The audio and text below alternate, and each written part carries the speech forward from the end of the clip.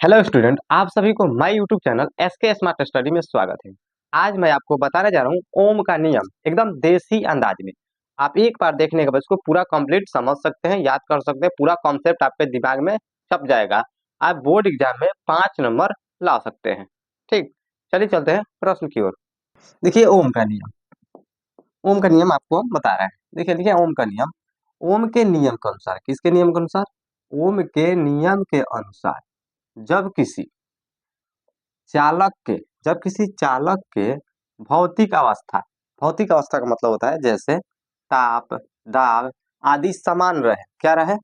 समान रहे। तो चालक में प्रवाहित होने वाली धारा उस उसके दोनों सिरों के बीच विभवांतर के समानुपाती होता है। ठीक, फिर पढ़िए, कह रहा है कि ओम के नियम के अनुसार जब किसी चालक के भौतिक अवस्था जैसे ताप, दाब आदि समान रहे, यानी सेम सेम रहे, तो चालक में प्रवाहित होने वाली धारा उसके दोनों सिरों के बीच विभवांतर के समानुपाती होता है। ठीक, उसके बाद लिखे हैं यदि किसी चालक के सिरों पर लगा विभवांतर भी हो, क्या हो? भी हो, तथा उसमें बहने वाली धारा क्या हो? आई हो, तो तो ध्यान दीजिएगा, तो भी समानुपाती आई, तो भी समानुपाती आई कहने का मतलब विभवांतर यानी वोल्ट, वोल्ट कितना हो? भी हो, वोल्ट भी हो, वोल्ट यानी विभवांतर मतलब वोल्ट होता है, वोल्ट भी हो तथा बहने वाली धारा आई हो। जो धारा बह रही है इसको यदि हम लोग आई मानते हैं तो भी समानुपाती आई। और भी जितना होगा, जितना भी का रेशियो, भी के रेशियो के बराबर आई का रेशियो से चलता है आई। ठीक, अर्थात भी बराबर आई इंटू आर। ठीक है, जो समानुपात का चिन्ह लगाए है ना, कुछ ऐसे समानुपात का चिन्ह बनता है। इसके बदले हम लिखेंगे, जब बराबर करेंगे इसको, भी बराबर होगा किसके? तो आई इंटू आर के। आई और आर गुना करेंगे तो किसके बराबर? भी के बराबर हो जाता है।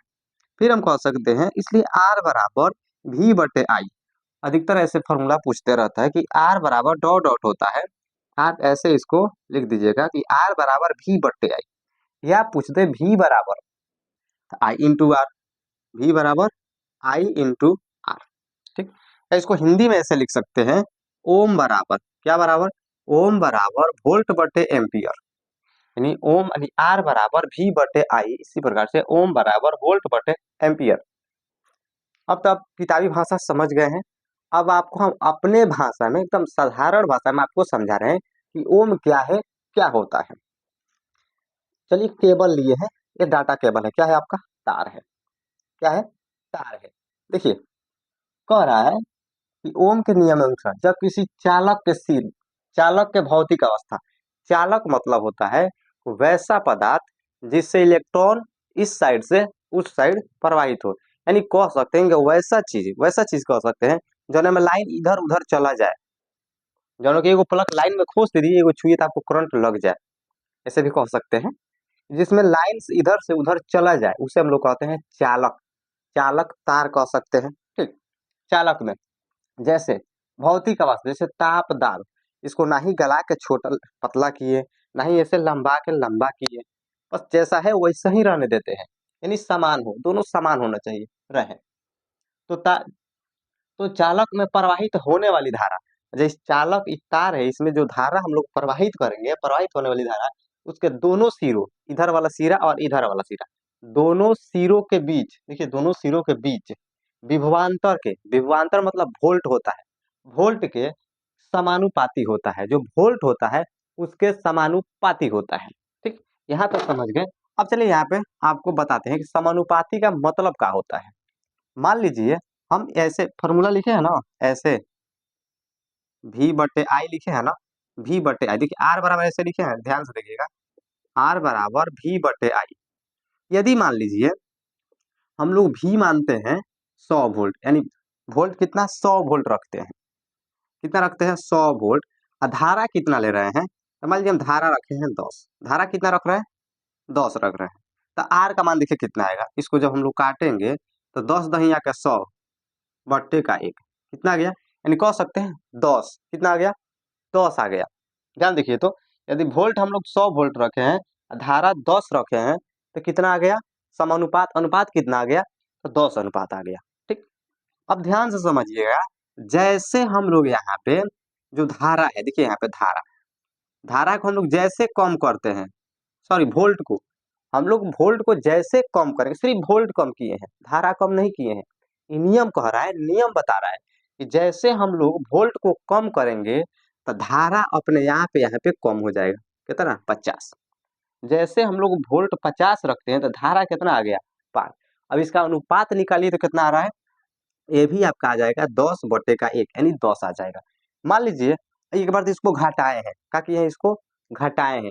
अब इसको हम बढ़ा दे रहे हैं। मान लीजिए हम लोग वोल्ट रखते हैं,